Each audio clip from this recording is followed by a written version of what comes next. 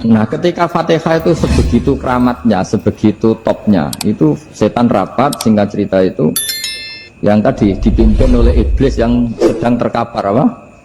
Terus sekali obatnya nggak ada, cuma dia shock karena ada surat yang turun yang melafatkan itu pasti selamat dari apa? Neraka. Nah ini gimana saran Anda? Sarannya adalah bikin orang-orang itu lupa, tidak baca Fatihah. Nah ini rapatnya iblis. Idzabu wajtahidu hatta tufilu qulubahum hatta la yaqulu hadhihi surah. Kala yuksiru qira'ataha wa la yakunu lahum ajrun wa thawabun bal yakunu lahum adzabun wa iqabun. Kemudian yang terakhir saya beri ijazah tentang Al-Fatihah ya, karena ini surat yang populer. Kalau saya ijazahi Quran 30 juz pasti sampean nggak hafal. Atau ijazah surat Baqarah, kalau mau Baqarah mau. Ijazahi surat Baqarah mau 2 juz setengah. Mau Mas Asep? Ya Fatihah aja yang gampang ya. Nah, ya kulhu Fatihah ini paket ringan ini. Tapi pahalanya apa? Besar. Ini beda ya, artinya selama ini mungkin Anda baca tapi monoton ya. Tapi ini saya bacakan teks aslinya tentang istilahnya itu mazaya itu kelebihannya Fatihah. Saya baca Arabnya dulu, nanti ini terakhir ijazah. Tadi kan saran-saran umum tentang sosial. Ya, pokoknya jadikan kebaikan itu punya nilai sosial yang baik lah. Jadi nanti orang yang nggak amanah nggak laku, ya calon bupati, gubernur, presiden yang nggak amanah juga nggak laku. Begitu juga kiai yang tidak amanah juga nggak laku, suami yang nggak amanah juga nggak laku, istri yang nggak amanah juga. Sehingga kebaikan ini jadi nilai sosial yang dalam tanda kutip sudah keniscayaan. Yang diinginkan Allah itu seperti itu, bukan kebaikan yang dipaksakan karena kekuatan negara. Maksudnya kalau bisa kebaikan itu tidak usah dipaksakan. Memang sudah satu kebutuhan. Kayak cerita-cerita di negara maju itu, bahkan apapun jatuh itu nggak ada yang ngambil apa itu. Makanya gambarannya Mekah Medina kan gitu kan, barang jatuh nggak ada yang berani apa ngambil itu, saking sudah jadi sistem. Sehingga banyak negara di Eropa itu yang sampai nggak punya tentara, nggak punya polisi karena kebaikan itu sudah. Nah kita kan masih capek, polisinya aja capek apalagi masyarakatnya, karena ya kebaikan itu belum jadi nilai bersama. Nah kita selain ditopang negara, ada polisi, ada tentara, itu kita usahakan kebaikan itu jadi nilai bersama. Ya, tadi wa'tamiru bainakum bima'ruf. Dan kita punya reputasi yang bagus dalam bab ini.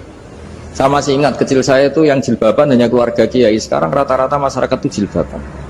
Dulu yang sekolah SMP, SMA itu jilbaban kadang dulu malah dilarang ya, harus sama seperti itu seragamnya.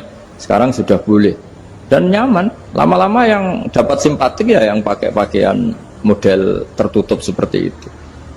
Lama-lama gamane cara wong golek mantu ya golek yang seperti itu daripada yang blodor. Lama-lama jadi nilai bersama. Ya ingin saya seperti itulah. Di terminal juga sama. Orang mau makan cari warung yang kelihatan ada ayat kursinya, pakai jilbab, atau paling tidak dia nggak mungkin lah nyuguhkan yang tiren atau yang haram. Akan ada garansi sosial, ada apa? Ada garansi apa? Sosial dengan penampilan yang soleh itu kan, masa iya nyuguhkan oplosan babi gitu itu. Jadi nilai sosial itu harus benar-benar jadi nilai. Sehingga negara biar gak capek-capek. Polisi juga gak capek kan, karena tugasnya orang Jawa mau ngawat-ngawati tok, tapi sudah tidak perlu tegang karena kebaikan sudah jadi nilai bersama. Ya, ingat-ingat ya ayatnya tadi, wa'tamiru bainakum bima'ruf. Jadi kebaikan harus jadi nilai bersama. Iktimar itu menjadi urusan bersama. Makanya kalau kita rapat besar disebut apa? Muktamar. Muktamar itu urusan bersama. Tadi imamnya sholat juga menopang Gojek karena nggak lama-lama nopang Grab, nopang Kernet, nopang penjaga Indomaret, penjaga bensin, pom bensin. Nah dia hanya punya waktu 5 menit terus imamnya baca Baqarah kan. Iya imamnya mursyid, mungkin dia tambah lama tambah dapat aplaus dari muhibbinnya, tapi makmumnya Dia tambah lama tambah dapat penghormatan dari pecintanya, tapi kitanya wah khusyuk wali kan, dia dapat status naik lah. Kita yang sudah tidak ikut jadi wali diganggu apa pekerjaannya. Kalau ada imam seperti itu sampai mufaroqah saja, niat ya Allah sampai sini saja, saya makmum orang itu, silakan orang itu punya urusan sendiri dengan jenengan, ya sudah, atau salib saja apa. Itu boleh kalau dalam fikih namanya apa, mufaroqah.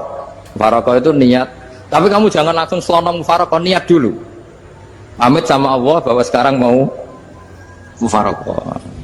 Ya, tapi ya jadi sholat yang aneh kan, imamnya masih rukuk, kamu terus sujud, terus apa-apa selesai ya. Mungkin dalam pandangan itu orang lain ini maksudnya makmum gimana ini kok begini. Tapi sudahlah, Allah Maha tahu. Nah, insya Allah dimaklumi. Ya saya baca tentang Fatihah ya, karena sampean pasti sering baca Fatihah. Supaya apa sekaligus jadi jimat lah gitu. Jadi kalau kamu sering di jalan-jalan yang mungkin sepi, atau mungkin kan tidak semua teman Grab itu nasibnya bagus yang di Semarang Jogja, mungkin yang di Kalimantan di Papua kan ada yang 10 kilo gak ketemu rumah ya kan, yang lihat di TV itu kan kasihan kan, sudah 10 kilo gak ketemu rumah, penumpangnya kuwekar preman tuh kan, ini makan orang enggak kan gitu. Kan ujiannya dua, kalau penumpangnya cantik itu ya kecoba syahwat, kalau preman takut, jadi orang itu selalu ujian itu. Sing sedengan itu kan jarang orang itu. Jadi kalau penumpangnya perempuan cantik ujiannya itu syahwat, kalau preman ujiannya ketakutan. Kalau orang yang lemah bawa uang ujiannya kamu ingin garong. Jadi hidup itu memang semuanya ujian. Liyabluwakum ayyukum ahsanu amala. Makanya saya sering ditanya oleh teman-teman, Gus, nah ujiannya kenal wong wedok elek piye? Sama, kenal wong ayu ujiannya syahwat, kenal wong elek ujiannya ngenyek, itu sama-sama dosa. Syahwat ya dosa, ngenyek juga dosa. Walek keriting untune metu ya dosa, ngomong gitu. Kadang-kadang orang berpikir enak kancanan wong elek gak dosa. Kata siapa? Kancanan wong elek itu ya dosa, karena bawaannya ngenyek. Ngenyek itu menyepelekan itu. Makanya saya itu ya gak mau berteman sampean. Nanti kan bawaannya ngenyek atau seneng ya tidak tahu saya. Ya sudah, ada takdir saja, kalau ketemu ya tak ulang ngaji gitu.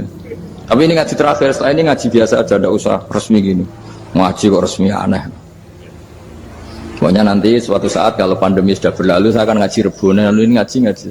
Ini ngaji yang kurang bagus karena ngatur kiai kurang berkah ini. Nanti tapi ya lumayan lah, masih mau ngaji. Ngaji kok tanggal ini, jam ini. Sekarang suatu saat kamu tak panggil, Mas Wahyu datang ke sini jam ini, tidak mesti bisa. Mungkin pas ada acara apa, oh, maaf ke sini pas ngecek kan pas apa. Jadi ya sudah, tapi tak maafkan, enggak apa-apa. Takdir ya. Tak bacakan supaya sampean tahu keramatnya bismillah. Nah, sebelum saya bacakan bismillah Fatihah, tak beritahu tentang ilmu tafsirnya karena ini penting sekali. Fatihah itu dawuhnya Allah, tentu itu dawuhnya Allah. Saya ulang lagi, itu kalam Allah. Tapi yang sudah diberikan kesampaian ke kita semua. Sehingga seakan-akan itu menjadi dawuhnya kita ke Allah. Jangan salah loh ya. Fatihah itu dawuh Allah tapi sudah diberikan ke kita. Sehingga posisi kita itu yang punya itu. Nah, kenapa ini perlu dijelaskan? Karena nanti ada kalimat iyyaka na'budu wa iyyaka nasta'in. Kalau itu masih kalam Allah, berarti Allah ngomong ke kamu, ngendikan ke kamu, kepadamu aku menyembah. Masa Allah menyembah kamu? Nah, sehingga ilmu tafsir itu menyelesaikan itu dulu ya. Saya ulang lagi ya, sebelum sampean sering baca Fatihah, aku yakin ya sering baca. Tapi barokahnya tidak paham itu tidak pernah janggal. Enggak paham itu ya penting supaya tidak iskal, tidak janggal. Sebetulnya di kalimat itu ada yang janggal. Kalau Fatihah itu kalimatnya Allah atau kalam Allah, bagaimana dengan kata-kata iyyaka na'budu? Masa Allah ngendikan ke kita, kepadamu kami menyembah? Masa Allah menyembah kita? Maka penyelesaiannya secara ilmu tafsir gimana? Semua ulama mengatakan, bukan satu dua, semuanya mengatakan di Fatihah itu semuanya diberi kawalan kalimat. Saya ulang lagi ya, di Fatihah itu semuanya diberi awalan kalimat qulu, katakan wahai hambaku begini. Ya, katakan wahai hambaku begini. Nah, begini ini pelajaran dari Allah yang sudah diberikan ke kita. Terus kita mengatakan bismillahirrahmanirrahim, alhamdulillahirabbil, termasuk kita mengatakan iyyaka na'budu wa iyyaka nasta'in. Jangan bayangkan Allah ngendikan ke kita. Kalau Allah ngendikan kita berarti gini, hei wahyu, ihdinas siratal mustaqim, tunjukkan saya jalan yang benar. Nah nanti kamu terus, ya Allah, Anda aja minta tolong saya minta tolong siapa kan? Jadi panjang kan. Ya, saya ulang lagi ya. Jadi itu di Ulumul Quran diterangkan gimana? Sebelum baca Fatihah, ya. Fatihah itu kalamullah, ngendikane Allah, tapi yang sudah diajarkan ke kita dan sudah milik kita, sehingga kalimat itu menjadi milik kita. Tapi ya kalamullah, tetap kalamullah, tapi sudah menjadi milik kita. Udah paham ya? Ya pinter nah. Ya, karena kalau tanpa penjelasan seperti ini, Anda akan iskal. Bagaimana Allah, iskal itu janggal, bagaimana Allah mengatakan iya anak butuh. Kan jadi aneh ya? Ya, jadi tak jelaskan secara ilmiah ya. Jadi kata ulama-ulama tafsir, ayat-ayat Quran seperti ini sebetulnya dimulai dari qulu apa? Meskipun nggak dilafatkan. Itu kan sama dengan qul huwallahu ahad Muhammad, katakan kalau Tuhan itu satu. Ya namanya Quran itu kan kalam Allah, membina nabinya, membina umatnya. Makanya dikatakan atau enggak, di sini tersembunyi kata qulu, katakan. Ya, jadi ya ibarat apa itu, kamu ngajari anak kamu lah, panggil jenengan bapak kulo.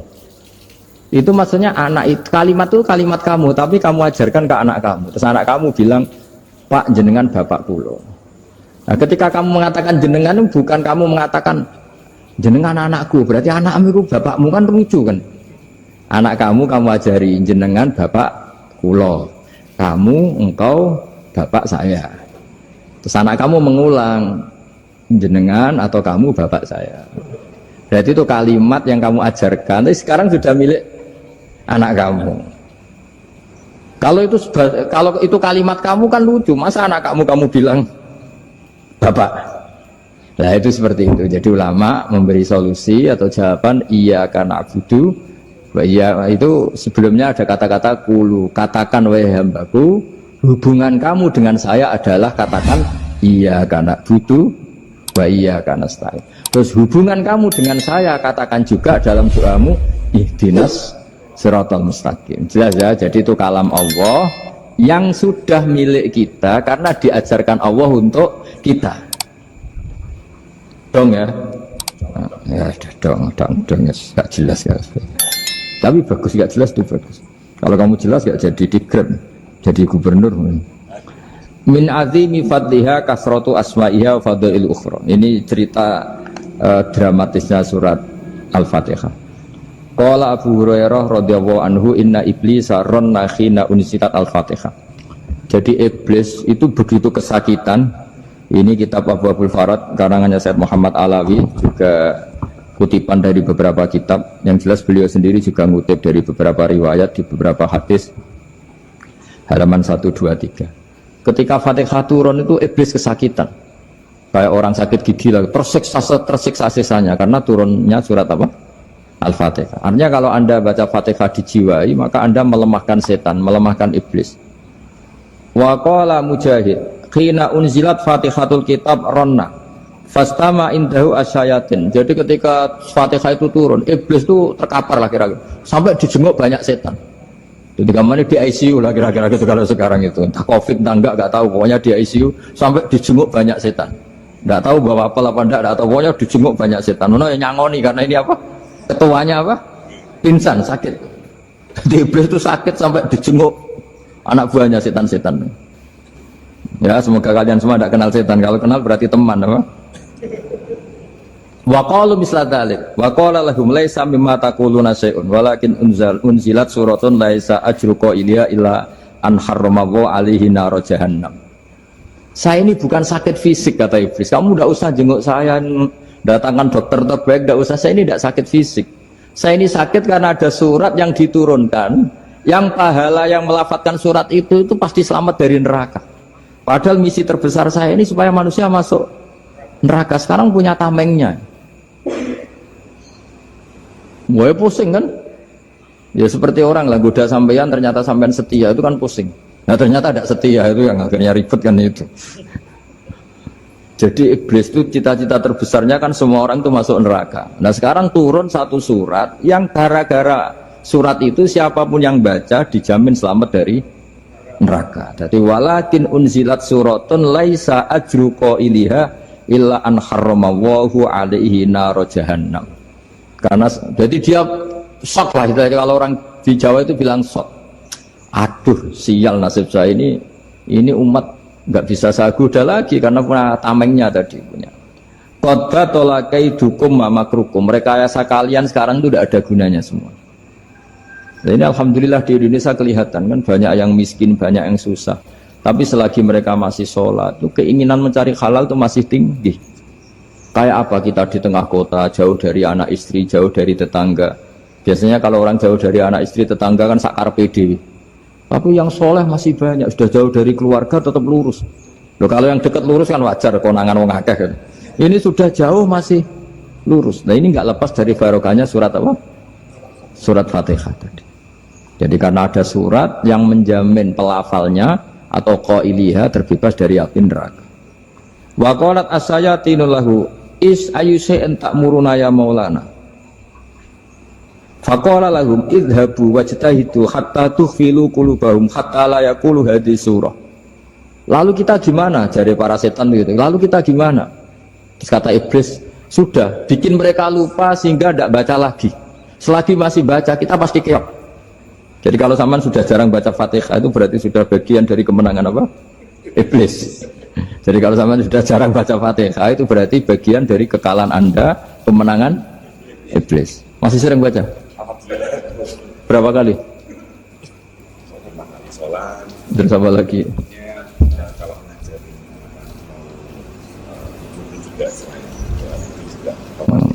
kok 5 kali tok itu?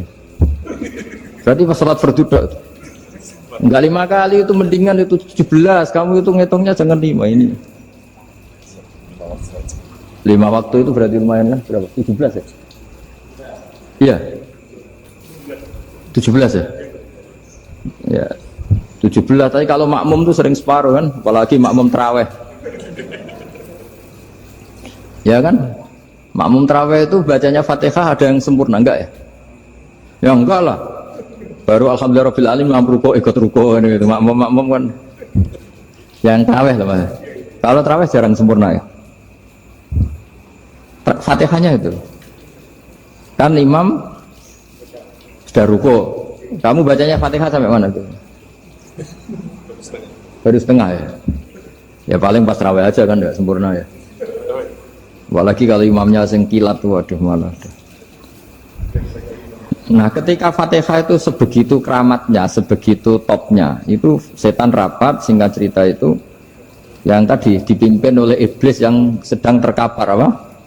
Terus tadi obatnya nggak ada, cuma dia shock karena ada surat yang turun yang melafatkan itu pasti selamat dari apa? Neraka. Nah ini gimana saran Anda? Sarannya adalah bikin orang-orang itu lupa, tidak baca Fatihah. Nah ini rapatnya iblis. Idhabu wajtahidu hatta tufilu qulubahum hatta la yaqulu hadhihi surah. Kala yuksiru qira'ataha wa la yakunu lahum ajrun wa thawabun bal yakunu lahum adzabun wa iqabun.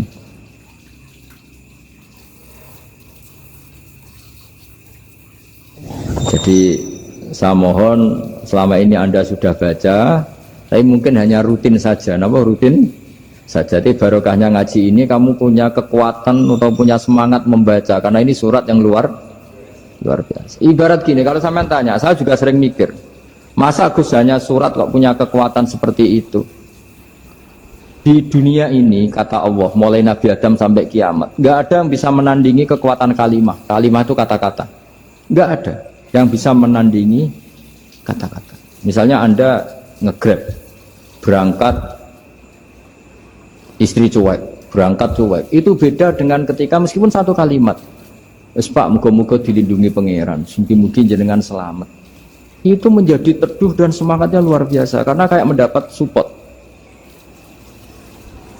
Jadi kira-kira kalimat itu hubungannya kita dengan Allah, Fatihah itu seperti itu. Kamu melafatkan satu kata-kata yang dibenarkan langit bumi, dibenarkan aras, dibenarkan malaikat, dibenarkan semua penghuni di dunia ini. Sehingga tuh efeknya luar biasa.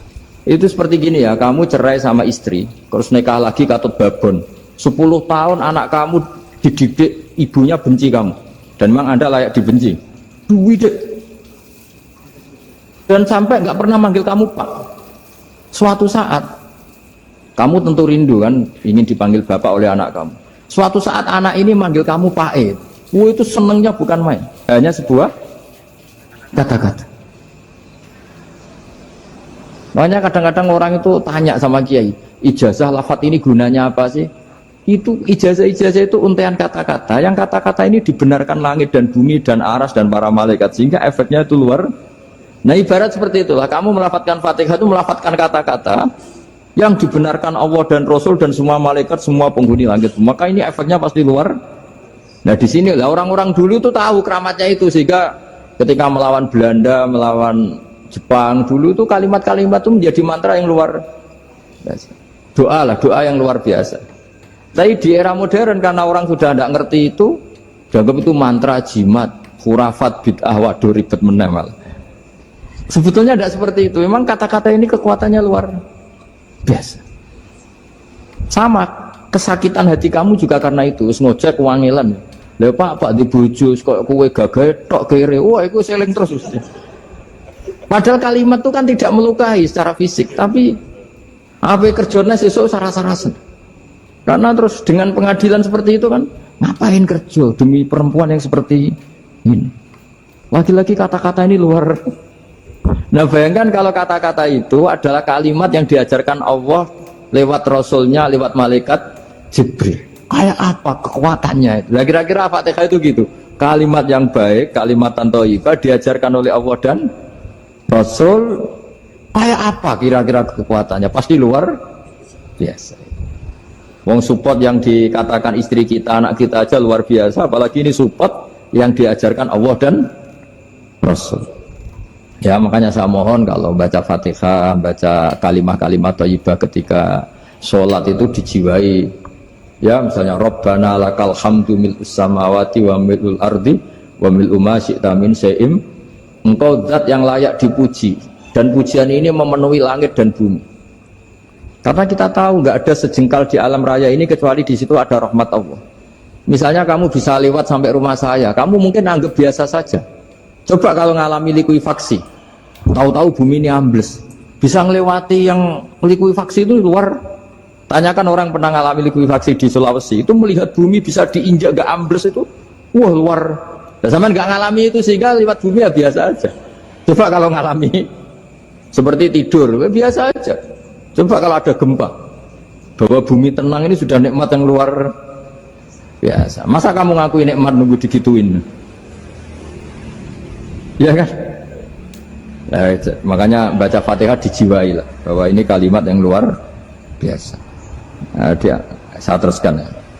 Warwa Muslimun fi sahihihi an Ibnu Abbas radhiyallahu anhuma annahu qala bainama Jibril alaihi salam qaidun dan Nabi sami anaqidan min fawqi farafa'a ra'sahu faqala hadza babun nas-sama futihal yawma lam yuftah qaddu ilal yawm fanazala minhu malakun faqala hadza malakun nazza ilal ardi wa lam yanzil qaddu ilal yawma fasallim waqal abshir binuraini qad uti tahuma lam yu'tahuma nabiyyun qablak Fatihatul kitab wa khawatimu suratil Baqarah. Jadi suatu saat Jibril ini jagongan kira-kira gitu sama Rasulullah. Tahu-tahu langit itu gemuruh. Langit gemuruh kata Jibril, terus semuanya ngangkat kepala ke langit. Ini pintu langit baru ini dibuka, yang sebelumnya tidak pernah dibuka seperti ini.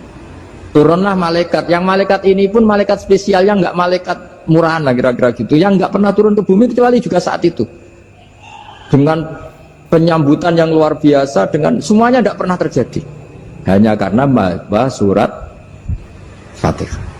Jadi ini surat yang luar biasa, pengawalannya lewat malaikat yang spesial, nggak pernah turun di bumi kecuali saat itu, penyambutannya juga nggak pernah seperti itu, baru seperti itu. Jadi semuanya itu spesial. Nah, kenapa ini spesial? Karena di situ ada isi puja-puji kepada Allah Subhanahu wa ta'ala. Ada ikrar kita, alhamdulillah rabbil alamin, ar-rahmanir rahim.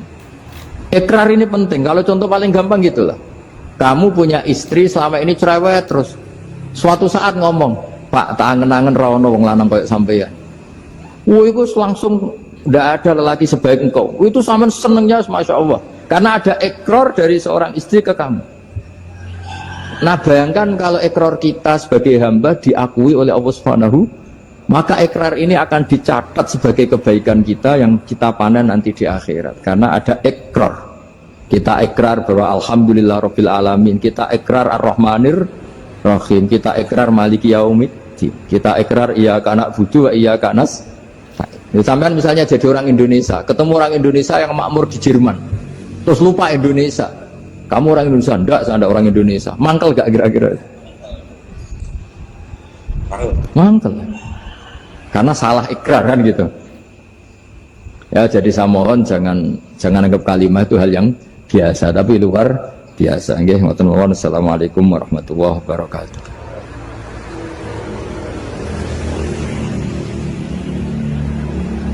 Saya berkali-kali kampanye di mana-mana lah, kampanye dan menganjurkan. Di antara catatan dalam Suhufi Ibrahim wa Musa kan ada kan di Quran itu yang dinamakan lampiran-lampiran wasiatnya Nabi Ibrahim dan Nabi apa? Musa. Itu di antara catatannya begini. Orang yang punya akal itu adalah orang yang bisa menikmati sesuatu yang baik. Misalnya gini, contoh gampang gini. Kamu punya anak pertama atau punya anak yang masih kecil, itu gendong tuh senangnya bukan main. Melihat anak sehat tuh senangnya bukan main. Mungkin saat itu banyak orang yang sedang maksiat dengan perempuan nakal atau dengan teman-teman nakalnya, yang nganggap seperti itu tidak nikmat. Tapi andekan ini ditimbang ya ditimbang. Yang maksiat tulan, misalnya paling ukuran bahagianya itu 70%. Tapi yang ini, yang nimang anak baru lahir atau masih kecil, corong Jawa ngeloni anak, bisa saja bahagianya itu sampai 100%. Artinya selama ini kesalahan kita adalah nganggap maksiat itu pasti menyenangkan dan taat itu tidak menyenangkan. Makanya saya berkali-kali fatwa, untuk melawan kenikmatan maksiat, orang harus terbiasa menikmati taat, menikmati kebaikan. Jangan kira kita nimang istri nikmat, nimang anak nikmat, ketemu teman